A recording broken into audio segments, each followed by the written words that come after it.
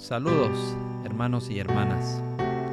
Bienvenidos a una meditación más de la Palabra de Dios en la sección titulada Lecciones prácticas de la Biblia para tener éxito en nuestra vida espiritual. Es la parte 3 del tema La siembra de la verdad. Hoy tiene como título la meditación La semilla que cayó entre pedregales. Dice la Biblia: Y el que fue sembrado en pedregales, este es el que oye la palabra y luego la recibe con gozo, mas no tiene raíz en sí. Antes es temporal, que venida la aflicción o la persecución por la palabra, luego se ofende. Lucas 8, versículo 12. La semilla sembrada en lugares pedregosos encuentra poca profundidad de tierra.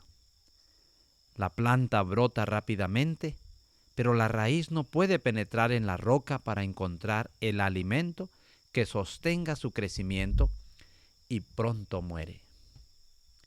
Este terreno representa a muchos que profesan ser religiosos, pero son oidores pedregosos. Así como la roca yace bajo la capa de la tierra, el egoísmo del corazón natural yace debajo del terreno de sus buenos deseos y aspiraciones.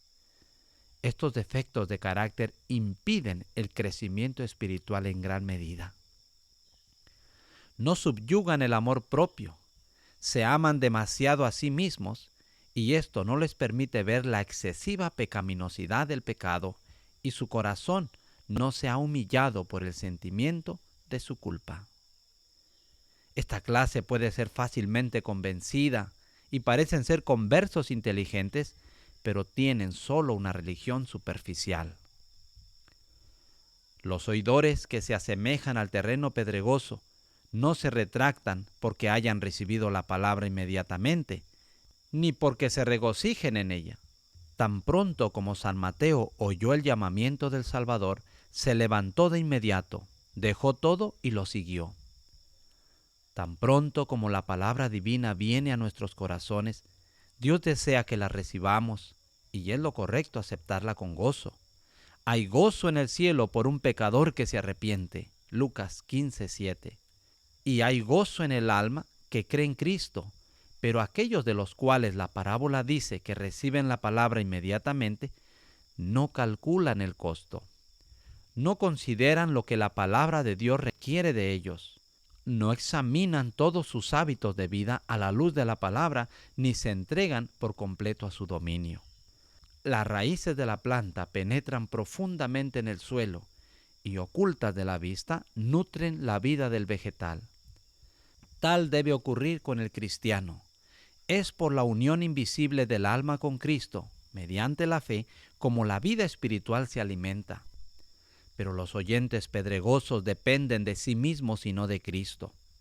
Confían en sus buenas obras y buenos impulsos y se sienten fuertes en su propia justicia. No son fuertes en el Señor y en la potencia de su fortaleza. Tales personas no tienen raíz en sí porque no están relacionados con Cristo. El cálido sol estival, que fortalece y madura el robusto grano, destruye aquello que no tiene raíz profunda. Así, el que no tiene raíz en sí es temporal, es decir, dura solo un tiempo y una vez venida la aflicción o la persecución por la palabra, luego se ofende. Muchos reciben el Evangelio como una manera de escapar del sufrimiento, más bien que como una liberación del pecado. Se regocijan por un tiempo porque piensan que la religión los libertará de las dificultades y las pruebas y el sufrimiento.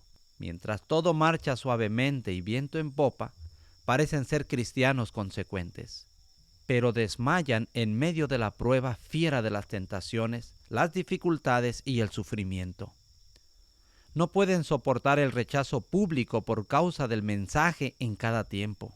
La verdadera religión exige cambios en la vida de los seguidores del Señor Jesús. Cuando la palabra de Dios señala algún pecado acariciado, pide algún sacrificio, los oyentes semejantes a este terreno se ofenden. les costaría demasiado esfuerzo hacer un cambio radical en su vida, miran las actuales inconvenientes y pruebas y olvidan las realidades eternas. A semejanza de los discípulos que dejaron a Jesús, están listos para decir: dura es esta palabra, ¿quién la puede oír? Juan 6:60. El terreno en Pedregales representa a aquellos que tienen el yo en primer lugar. Hay muchos que pretenden servir a Dios, pero que no lo conocen por experiencia. Su deseo de hacer la voluntad divina se basa en su propia inclinación y no en la profunda convicción impartida por el Espíritu Santo. Su conducta no armoniza con la ley de Dios. Profesan aceptar a Cristo como su Salvador, pero no creen que Él quiere darles poder para vencer sus pecados. No tienen una relación personal con el Salvador viviente, y su carácter revela defectos, así heredados como cultivados. Una cosa es manifestar un sentimiento general a la intervención del Espíritu Santo, y otra cosa es aceptar su obra como reprendedor que nos llama al arrepentimiento. Muchos sienten su apartamiento de Dios. Comprenden que están esclavizados por el yo y el pecado. Hacen esfuerzos por reformarse, pero no crucifican el yo. No se entregan enteramente en las manos de Cristo buscando el poder divino que los habilite para hacer su voluntad. No están dispuestos a ser modelados a la semejanza divina. En forma general, reconocen sus imperfecciones, pero no abandonan sus pecados particulares. Con cada acto erróneo se fortalece la vieja naturaleza egoísta. La única esperanza para estas almas consiste en que se realice en ellas la verdad de las palabras de Cristo dirigidas a Nicodemo. Os es necesario nacer otra vez. El que no naciere otra vez no puede ver el reino de Dios. Juan 3:7. La verdadera santidad es integridad en el servicio de Dios. Esta es la condición de la verdadera vida cristiana. Cristo pide una consagración sin reservas, un servicio indiviso. Pide el corazón, la mente, el alma, las fuerzas. No debe agradarse al yo. El que vive para sí no es un cristiano. El amor debe ser el principio que impulsa a obrar. El amor es el principio fundamental del gobierno de Dios en los cielos y en la tierra y debe ser el fundamento del carácter del cristiano. Solo este elemento puede hacer estable al cristiano. Solo este puede habilitarlo para resistir la prueba y la tentación. Y el amor se revela en el sacrificio. El plan de redención fue fundado en el sacrificio. Un sacrificio tan amplio y tan profundo y tan alto que es inconmensurable. Cristo lo dio todo por nosotros. Y aquellos que reciben a Cristo deben estar listos a sacrificarlo todo por la causa de su Redentor.